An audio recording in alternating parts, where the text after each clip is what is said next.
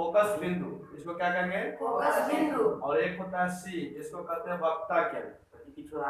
ठीक है, वक्ता केंद्र। देखो, तो सबसे पहले जानना है कि दर्पण में क्या क्या होता है। पी होता है यानी ग्लोब होता है, एक एफ होता है जिसको फोकस बिंदु कहते हैं, क्या कहते हैं? फोकस बिंदु। और एक सी होता है जिसको वक्ता केंद्र बोलते हैं। ठीक है, और सी के आगे होता है अनंत। क्या होता है? अनंत। चलो याद हो गया जी। बोलो क्या क्या होता है? एक पी होता है, इसको क्या कहते हैं? ध्रुव। एक एफ होता है, इसको क्या कहते हैं? फोकस बिंदु। क्या कहते हैं? फोकस बिंदु। और एक सी होता है, इसको क्या कहते हैं? वक्ता केंद्र। क्या कहते हैं? वक्ता केंद्र। और इसके बाद क्या होता है? अनंत। तो दर्पण के आगे हमारे पास जो वस्तु रखेंगे, दर्पण के आगे वस्तु कहाँ कहाँ रखेंगे, तो चलो इसको याद करो। सबसे पहला जो स्थिति होता है दर्पण पर, वस्तु के जो सामने रखते हैं दर्पण के सामने, तो एक होता है अनंत पर। कहाँ रखते हैं? अनंत पर रखेंगे, कहाँ आएगा? इसके बाद इसके बीच में आ जाएगा दूसरा स्थिति, जिसको हम कहेंगे अनंत और वक्ता केंद्र के बीच। क्या कहेंगे? अनंत और वक्ता केंद्र के बीच। ठीक है, जब इसको अनंत हम मान लिए तो पहला स्थिति अनंत, उसके फिर आगे जाएंगे तो क्या हो जाएगा? वक्ता केंद्र और अनंत के बीच। कहाँ हो जाएगा? और 3 नंबर में हम वक्ता केंद्र पर रख सकते हैं। कहाँ रख सकते हैं? वक्ता केंद्र पर। 4 नंबर में हम कहाँ रखेंगे? तो एफ और सी के बीच। तो एफ हो गया फोकस बिंदु, एफ को क्या कहते हैं? फोकस बिंदु। क्या कहते हैं? फोकस बिंदु। तो यहाँ पर अगर इसके बीच में कहीं पर वस्तु रखेंगे तो ये 4 नंबर कहलाएगा। क्या कहलाएगा? 4 नंबर। और इसके बीच में है, किसके किसके बीच में? तो वक्ता केंद्र और फोकस बिंदु के बीच में। फिर इससे आगे देखो, यहाँ पर रखो चाहे यहाँ रखो, यहाँ रखो, कहीं भी रखो, ये सी और एफ के बीच में होगा तो उसको हम कहेंगे वक्ता केंद्र और फोकस के बीच में। और यहाँ पहला स्थिति होगा, 4 नंबर स्थिति होगा।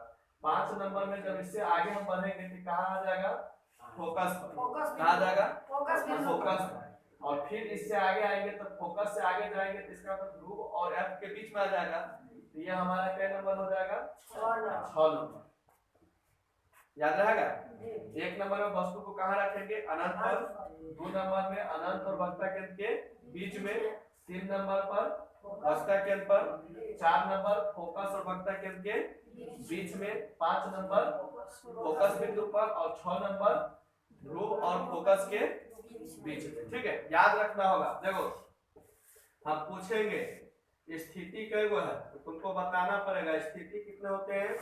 6 गो स्थिति होता है। कई स्थिति होता है? स्थिति का मतलब है कि जहां पर हम वस्तु को रख सकते हैं। मानकर चलते अगर ये दर्पण है, ठीक है, तो हम कहाँ खड़ा हो, दर्पण के सामने कहाँ खड़ा हो सकते हैं?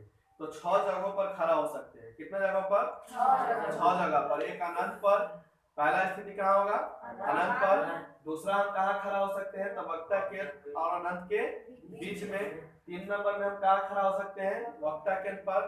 4 नंबर में हम कहाँ खड़ा हो सकते हैं? वक्ता केंद्र और फोकस बिंदु के बीच में। और उसके बाद 5 नंबर में हम कहाँ खड़ा हो सकते हैं? फोकस बिंदु पर। और 6 नंबर में कहाँ खड़ा हो सकते हैं? ध्रुव और फोकस बिंदु के बीच में। और इस सब जगह पर क्या होगा? या तो हम होंगे या कोई वस्तु होगा या कोई भी चीज आप रख दीजिए, तो उस सब का फोटो कहाँ बनेगा? इस दर्पण में। कहाँ बनेगा? दर्पण। समझा गया ना? दर्पण के आगे ना खड़ा होकर देखा था। तो ये सब जगह है जहां पर हम खड़ा हो सकते हैं तो हमारा प्रतिबिंब बनेगा। अब याद रखना हमको ये चीज है कि किसका प्रतिबिंब कहाँ पर बनेगा। अगर वस्तु अनंत पर है, कहाँ है? अनंत पर है, तो इसका प्रतिबिंब कहाँ बनेगा? ये ऑब्जेक्टिव तुमको परीक्षा में पूछा जाता है। अब इतने मानकर चलो 6 गो चीज हम कहाँ बनेगा, तो एक सारणी हम याद करेंगे तो हमको जल्दी याद नहीं होगा। याद होगा? नहीं होगा। किताब में है सारणी, हम आप लोग को दिखा देंगे, उसमें आप रटिएगा, आज याद हो जाएगा, कल याद रहेगा, परसों रहेगा, उसके बाद भूल जाइएगा। ठीक है, तो इसको याद करने का एक आसान ट्रिक है, इसको हम समझ लेंगे तो कभी हमको याद करना नहीं पड़ेगा।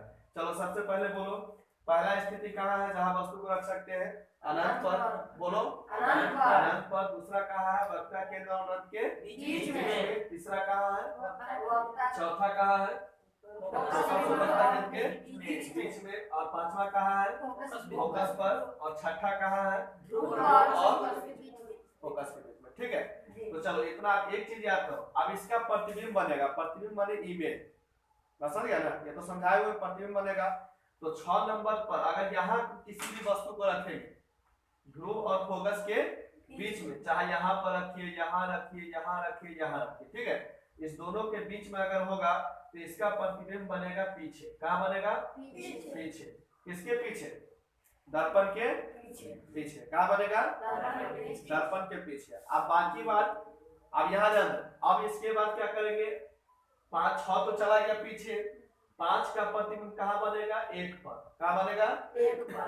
1 पर। इसका उल्टा कर देना, इधर से देखो 1 2 3 4 5 लिखे रहते, यहाँ पर लिखेंगे 1, यहाँ पर लिखेंगे 2, यहाँ पर लिखेंगे 3, यहाँ पर लिखेंगे 4, यहाँ पर लिखेंगे 5।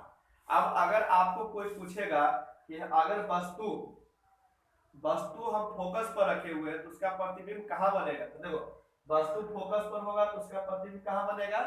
1 पर। और 1 में हमको क्या याद रखना है? अनंत। कहाँ बनेगा? अगर हम कहेंगे कि वस्तु फोकस पर है तो उसका प्रतिबिंब कहाँ बनेगा, तो हम कहेंगे अनंत पर। कहाँ बनेगा? अच्छा, अगर वस्तु हमारा वक्ता केंद्र पर है, वस्तु कहाँ है? वक्ता केंद्र पर, तो उसका प्रतिबिंब कहाँ बनेगा? देखो तो वक्ता केंद्र कई नंबर है? 3 नंबर। तो 3 नंबर का प्रतिबिंब कहाँ बनेगा? 3 पर बनेगा। कहाँ बनेगा? 3 पर। तो 3 क्या है? वक्ता केंद्र। तो वक्ता केंद्र पर जो वस्तु रखेंगे उसका प्रतिबिंब कहाँ बनेगा? वक्रता केंद्र पर बनेगा। कहाँ बनेगा? वक्ता केंद्र पर। 4 नंबर में अगर हम कुछ भी पूछ दे, जैसे कि हम तुमको पूछेंगे कि वस्तु जो है अनंत और वक्ता केंद्र के बीच में, कहाँ है? अनंत और वक्ता केंद्र के बीच में, यानी कि 2 नंबर पर है, तो 2 नंबर का प्रतिबिंब कहाँ बनता है? 4 पर। तो 4 हमारा कौन है? वक्ता केंद्र और फोकस के बीच में। कहाँ है 4? वक्ता केंद्र और फोकस के बीच में, या आप कह सकते हैं सी और एफ के बीच में। आप बोलो, अगर अनंत पर होगा, वस्तु अनंत पर होगा तो उसका प्रतिबिंब कहाँ बनेगा? 5 पर। तो 5 का मतलब किस पर? फोकस पर। कहाँ बनेगा? फोकस पर। और 6 का प्रतिबिंब कहाँ बनेगा? 6 नंबर पर अगर वस्तु है तो उसका प्रतिबिंब कहाँ बनेगा? दर्पण के पीछे। समझ आ गया ना? ऐसे याद रखना है, 1 नंबर का प्रतिबिंब 5 पर, 2 नंबर का 4 पर, 3 नंबर का 3 पर, 4 का 2 पर, 5 का 1 पर। उल्टा देना, समझ गया ना? अगर वस्तु अगर 1 नंबर पर है तो उसका प्रतिबिंब 5 नंबर पर बनेगा, वस्तु 2 नंबर पर है तो प्रतिबिंब 4 नंबर पर बनेगा। और नाम याद कर लेना है, 1 नंबर किसको कहते हैं? अनंत को। 2 नंबर किसको कहते हैं? तो वक्ता केंद्र और अनंत के बीच। 3 नंबर किसको कहते हैं? वक्ता केंद्र। 4 नंबर किसको बोलते हैं? तो वक्ता फोकस बिंदु और वक्ता केंद्र के बीच। 5 नंबर किसको बोलते हैं? फोकस बिंदु। और 6 नंबर किसको बोलते हैं? तो फोकस बिंदु और ध्रुव के बीच में। आप इसको याद कर सकते हैं कैसे, देखो 1 नंबर किसको बोलेंगे? बोलो अनंत को। किसको बोलेंगे? अनंत को। 2 नंबर किसको बोलेंगे?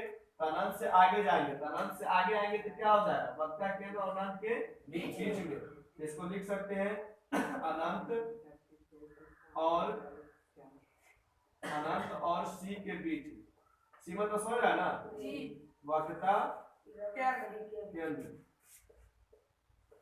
के बीच, ठीक है। 3 नंबर किसको बोलेंगे? 3 नंबर किसको बोलेंगे?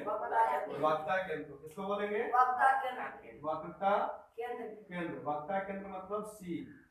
किसको बोलेंगे? सी को। 4 नंबर किसको बोलेंगे?